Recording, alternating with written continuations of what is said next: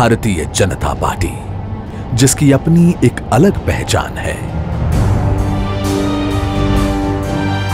ये केवल एक राजनीतिक दल नहीं, एक आंदोलन है।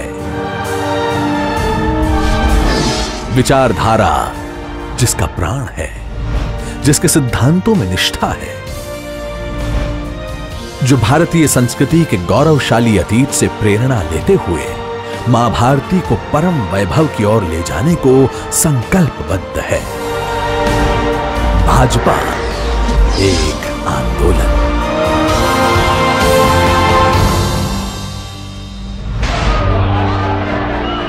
भाजपा की गाथा संघर्षों से गढ़ी हुई गाथा है। ये गाथा है अनगिनत देशभक्तों की, लाखों करोड़ों कार्यकर्ताओं की और ऐसी विभूतियों की जिन्होंने अपने अटूट विश्वास और अथक परिश्रम से इतिहास की धारा को मोड़ दिया, देश की राजनीति को नई दिशा दी, राष्ट्र प्रेम और देशभक्ति की अलख जगाई।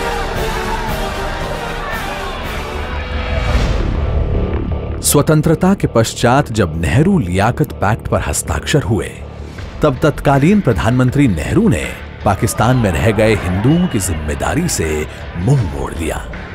तब से उद्वेलित होकर डॉक्टर श्री श्यामा प्रसाद मुखर्जी ने नेहरू मंत्रिमंडल से त्यागपत्र दे दिया। नेहरू के पाश्चात्य प्रेम से ऐसी नीतियां बनने लगी जिनमें भारतीय संस्कृति सुरक्षित नहीं रह सकती थी।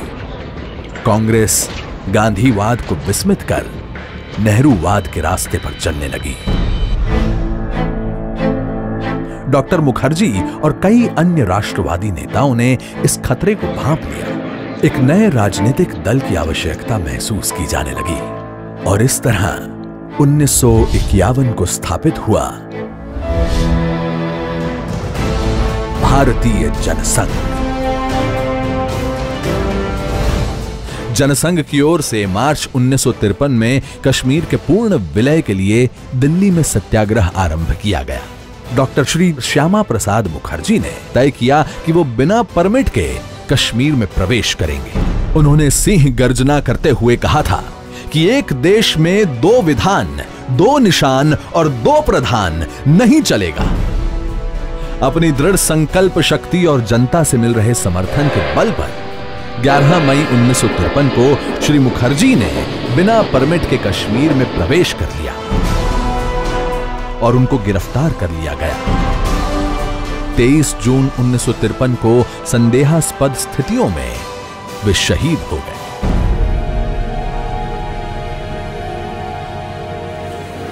देश में शोक की लहर दौड़ गई। मुखर्जी के बलिदान का असर यह हुआ कि 9 अगस्त को शेख अब्दुल्ला को जम्मू कश्मीर के प्रधानमंत्री के पद से हटाकर बंदी बना लिया गया और जम्मू कश्मीर के लिए परमिट व्यवस्था को खत्म कर दिया गया। 1947 में देश को ब्रिटिश हुकूमतों से तो आजादी मिल गई, लेकिन देश के कई हिस्से ऐसे थे जिन पर अभी भी विदेशी ताकतों का कब्जा था। इन क्षेत्रों की मुक्ति के लिए पार्टी ने गोवा मुक्ति आंदोलन चलाया, पौंडीचेरी दादर हवेली की स्वतंत्रता के लिए अभियान चलाया, पश्चिम बंगाल के बेरुबारी को पाकिस्तान के हाथों में सौंपने का तीव्र विरोध किया, कच्छ समझौते के विरुद्ध आंदोलन किया और गौ हत्या के विरुद्ध अभियान चलाया। वर्ष 1965 में पाकिस्तान ने छल पूर्वक भारत पर हमला कर दिया और कच्छ के कंजर कोट समेत कई इलाकों पर कब्जा कर लिया। जनसंघ ने इसका विरोध किया और देश भर से जुटे 5 लाख लोगों ने दिल्ली आकर फौज न हारी, कौम न हारी, हार गई सरकार हमारी का नारा दिया। जनसंघ के समर्थन से तत्कालीन प्रधानमंत्री लाल बहादुर शास्त्री को हिम्मत मिली और भारतीय सेना ने पाकिस्तान पर विजय पा ली। और इसके बाद देश में आया वो दौर जिसे भारतीय लोकतंत्र का सबसे स्याह दाग माना जाता है, आपातकाल।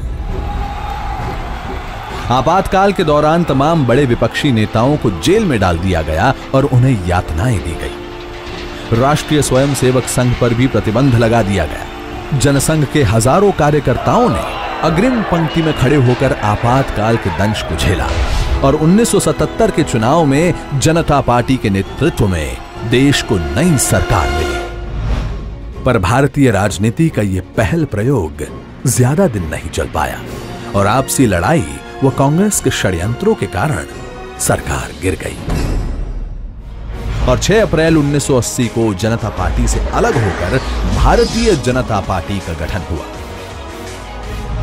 1987 में देश में राजीव गांधी की सरकार थी।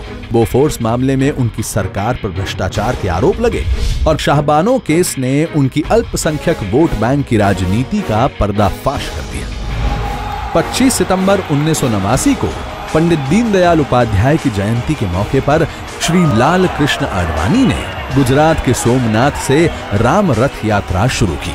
देश के जिस भी भाग से यह यात्रा निकली, इसे अपार जन समर्थन मिला।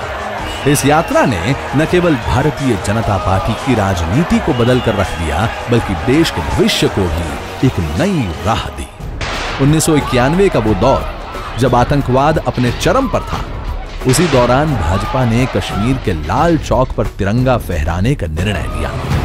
दिसंबर 1991 में भाजपा के तत्कालीन अध्यक्ष डॉक्टर मुरली मनोहर जोशी के नेतृत्व में एकता यात्रा निकाली गई। श्रीनगर के लाल चौक पर 26 जनवरी 1992 को तिरंगा फहराकर डॉक्टर जोशी ने भारत की एकता और अखंडता का संदेश दिया।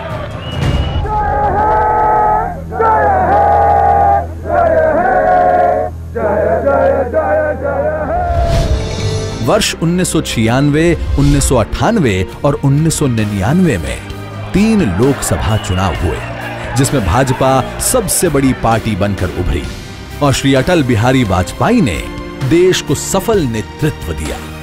इसके बाद भाजपा को विपक्ष में बैठने का निर्णय मिला और भाजपा ने यहां भी एक सजग और जनता की आवाज उठाने वाले सशक्त विपक्ष की भूमिका निभाई।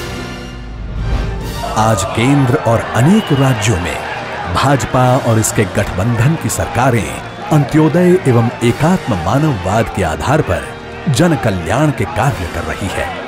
आज भाजपा विश्व की सबसे बड़ी पार्टी है। इस पार्टी को लाखों करोड़ों कार्यकर्ताओं ने सींचा है और आज भी इसके समर्पित कार्यकर्ता नेपथ्य में रहकर मां भारती की सेवा कर रहे हैं।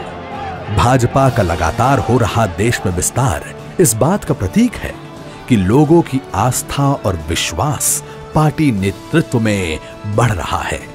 पार्टी को देश के कोने कोने से अपार जन समर्थन मिल रहा है। भारत के यशस्वी प्रधानमंत्री श्री नरेंद्र मोदी भी अनेक अभिनव व लोक कल्याणकारी योजनाओं के माध्यम से पार्टी के अंत्योदय के प्रण को पूर्ण करने की दिशा में आगे बढ़ रहे हैं। मौजूदा सरकार की ओर से सबका साथ, सबका विकास के मंत्र पर सफलतापूर्वक काम हो रहा है। देश की जनता से पार्टी को मिल रहा अपार जन समर्थन भी एक तरह का आंदोलन ही है। एक ऐसा आंदोलन जिसमें पार्टी का प्रत्येक कार्यकर्ता न्यू इंडिया के स्वप्न को पूरा करने के लिए संकल्पबद्ध है।